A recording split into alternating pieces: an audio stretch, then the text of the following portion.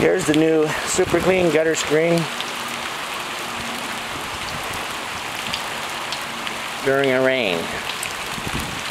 As you can see, it's keeping everything out.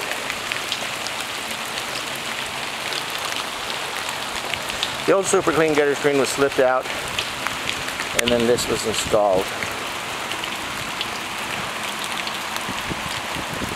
The moss is pretty good on this roof. We're going to do a moss cleaning and hopefully develop it into our e-commerce site too.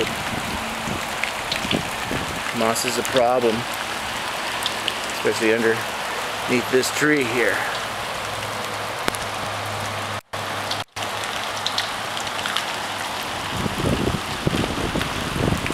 So as you can see, we did spray it with some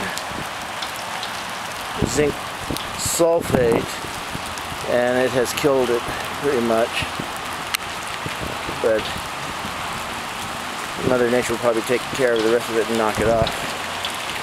But this is a new screen, and we hope you like it. Thank you.